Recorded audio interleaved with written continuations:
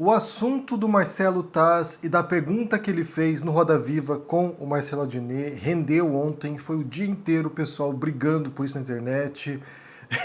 E vale mencionar isso aqui de novo, gente, porque tem alguns detalhes aqui que a gente pode analisar, sabe, pensar sobre isso. Ontem o próprio Marcelo Taz comentou o seguinte: o Roda Viva é um palco raro de debate livre na TV. Cancelamento é coisa de gente cafona.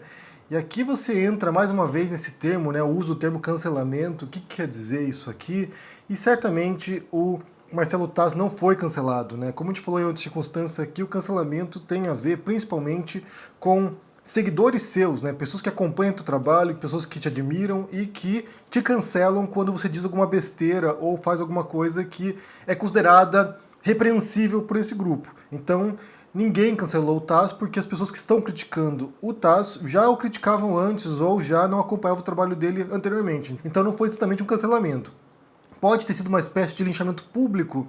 Pode ter sido, mas até onde eu percebi, e aqui eu vi vários comentários sobre isso, né? Como eu disse, ontem foi o dia inteiro isso rolando na internet, o que eu vi foram essencialmente críticas à fala do Marcelo Taz e a incorreção daquilo que ele disse.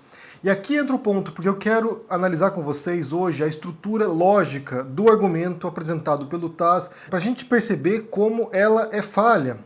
A estrutura lógica, ela é falha. Faz tempo que a gente não faz isso aqui no canal de analisar argumentos das pessoas, né, de falas das pessoas, então surgiu uma oportunidade porque isso aqui é um fenômeno bem interessante e mostra como uma figura como Marcelo Taz, que estava com uma plaquetinha lá identificando o Taz como comunicador, como até mesmo um comunicador, na hora de se expressar, pode se confundir ou pode se expressar muito mal, na verdade.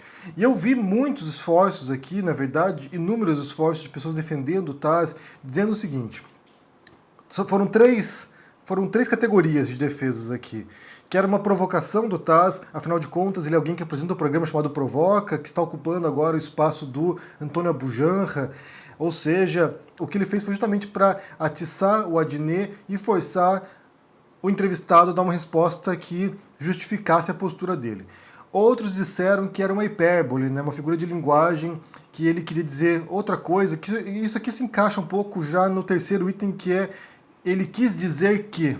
Isso aqui também é muito ruim. Na verdade, essa expressão aqui, hipérbole em particular, ela é muito usada, mas muito usada mesmo por defensores do Olavo de Carvalho, por exemplo. O Olavo de Carvalho é alguém que diz coisas atrozes, absurdas, indefensáveis. Por exemplo, né, como já mostrei aqui várias vezes, que a Pepsi usa células de fetos abortados como adoçante em seus refrigerantes.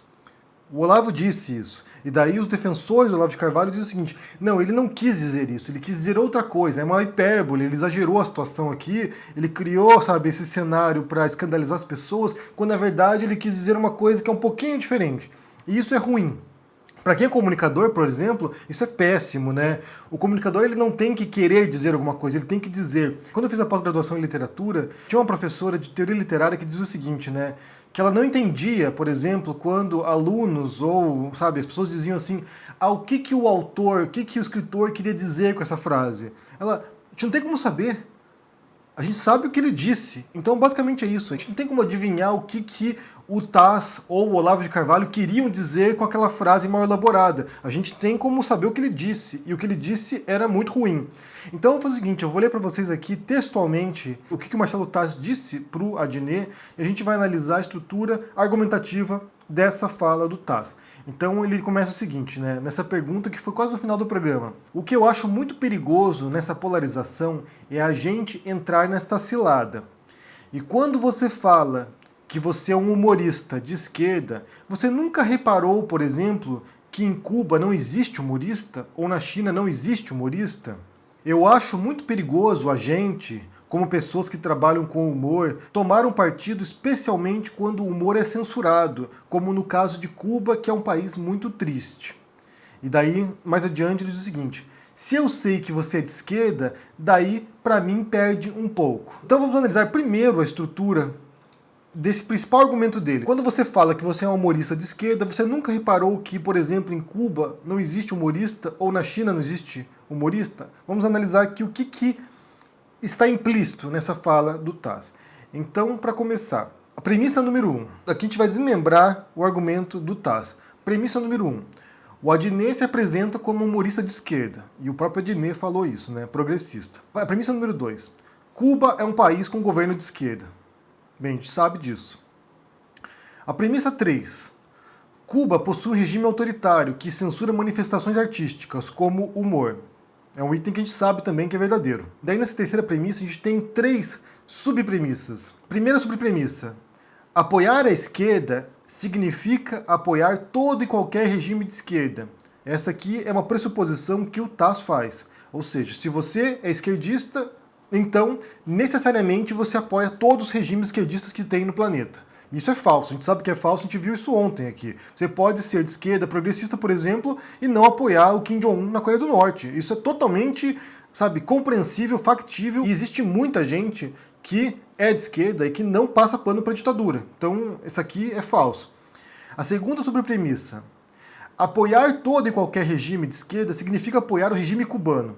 Então, assim, como o regime cubano faz parte do grupo de regimes de esquerda, ou de governos de esquerda, então se você apoia todo o regime de esquerda, você apoia necessariamente o regime cubano.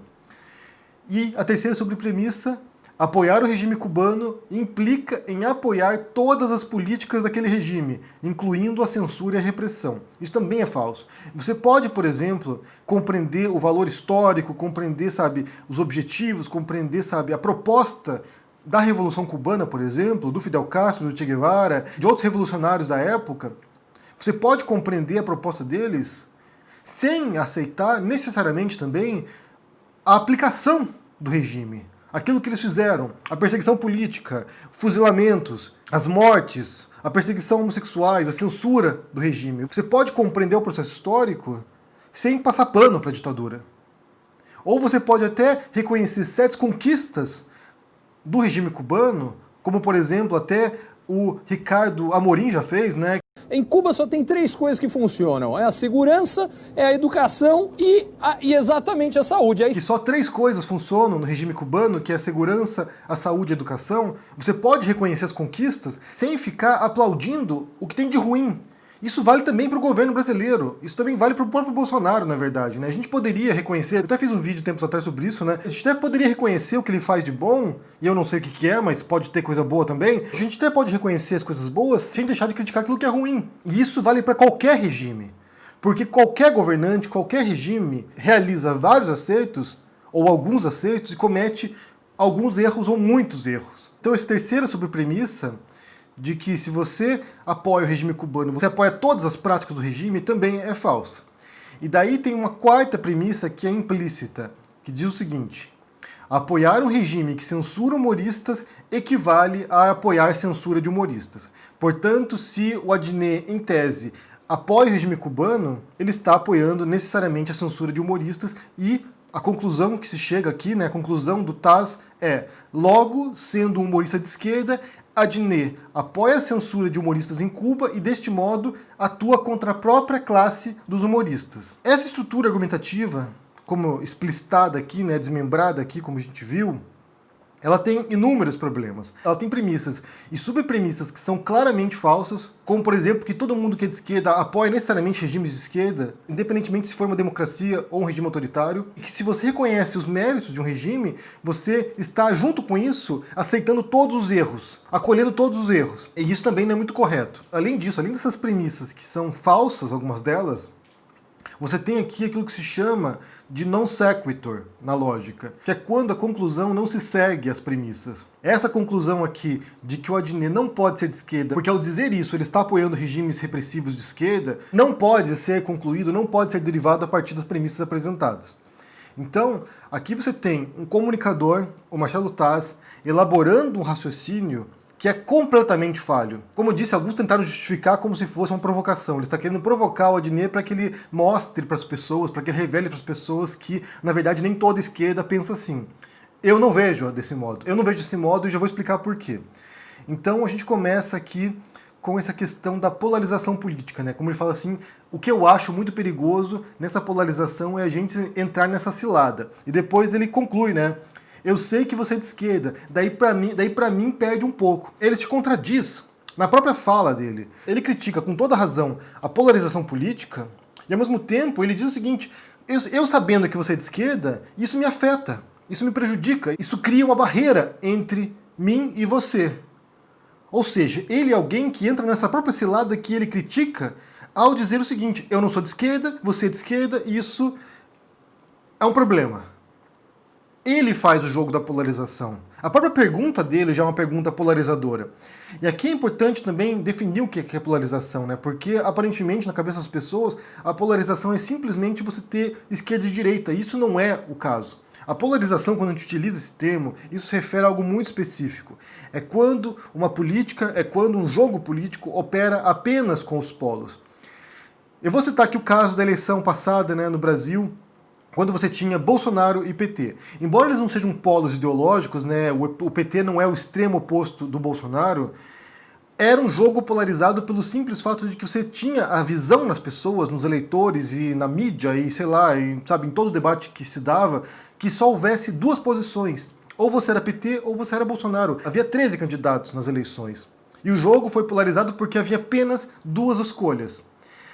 A divisão entre esquerda e direita não é uma divisão apenas entre duas posições, porque tanto na direita você tem vários grupos distintos, várias posições, sabe, de direita mesmo, né? Você tem liberais, você tem conservadores, você tem a extrema-direita bolsonarista, você tem fascistas, você tem neonazistas, você tem um centro-direita, sabe, moderado, e a esquerda também tem inúmeros grupos. É muito mais fragmentado, na verdade, do que a própria direita. Você tem progressistas, você tem comunistas, você tem anarquistas, você tem subdivisões de grupos identitários, você tem, sabe, uma infinidade de grupos de esquerda que não necessariamente concordam entre si, e que se você se mostra como esquerda, não quer dizer que você esteja apoiando certos tipos de propostas que seriam autoritárias, por exemplo, de esquerda, ou libertárias, ou o que quer que seja. Então essa divisão entre esquerda e direita não é polarizadora por si própria.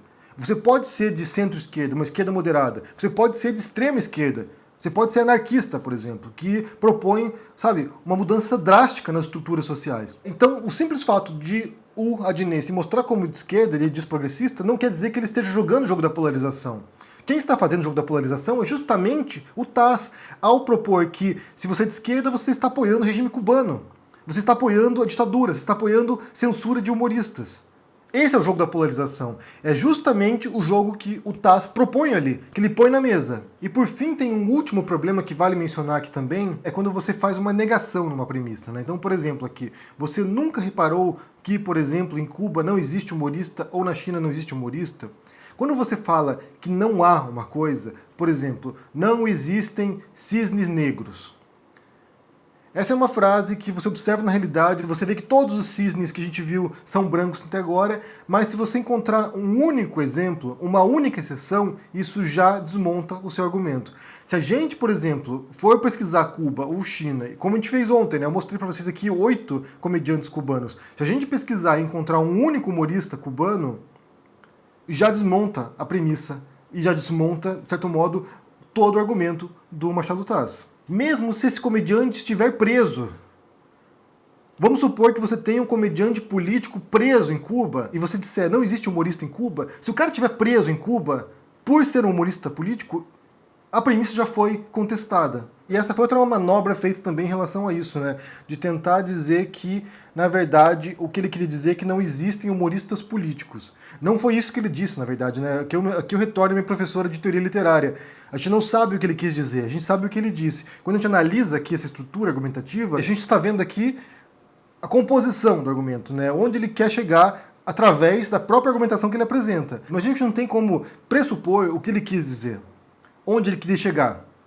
A gente tem aquilo que ele disse. Eu repito aqui, uma afirmação que está inserido nesse jogo polarizado político. Quando ele vai e diz, se eu sei que você é de esquerda, daí para mim perde um pouco, ele está fazendo justamente o jogo que ele supostamente criticava inicialmente. E eu não vejo isso como uma provocação, eu não vejo isso como uma hipérbole, eu vejo isso como alguém que está inserido nesse tipo de debate polarizado. Só um detalhe para encerrar aqui sobre essa história do cancelamento. Isso não quer dizer, por exemplo, que eu vá deixar de assistir o que o Taz diz. Gente, eu assisto Olavo de Carvalho, eu assisto Bernardo Kister, eu assisto Caio Coppola, eu assisto Jovem Pan, às vezes, para poder pesquisar. Como esse é um objeto de pesquisa, acaba sendo necessário, muitas vezes, eu ter que assistir comunicadores dos quais eu discordo. Inclusive, eu recomendo que vocês façam isso, porque é muito ilustrativo, é muito instrutivo. Você ouvir o que os outros têm para dizer, mesmo que você não concorde com eles, mesmo que seja absurdo, mesmo que seja incorreto, nos força à reflexão, nos força ao estudo, nos força a tentar compreender onde eles querem chegar também. Bem, eu quero saber o que vocês pensam sobre esse assunto aqui. Para mim é muito legal fazer esse tipo de análise de argumento aqui, porque isso também nos ajuda a montarmos os nossos próprios argumentos, né? A gente tentar, de maneira mais racional possível, preparar as nossas próprias defesas daquilo que a gente quer defender. Então, me diga o que vocês pensam aí sobre essa história, né? Que ainda está se desdobrando, ainda está se desenrolando. Deixa aqui embaixo seu comentário, deixa o joinha, assine o canal, se torne membro do canal para dar um apoio aqui também. E acompanhe nas outras redes sociais, no Instagram e no Twitter também. E confira o meu livro que está nas livrarias. Agora vai ter a greve dos Correios, então é importante que vocês procurem na livraria, porque tem nas livrarias também, e está em tradução italiana e francesa também. Então confiram e a gente se vê por aí. Abraço e até mais. Tchau!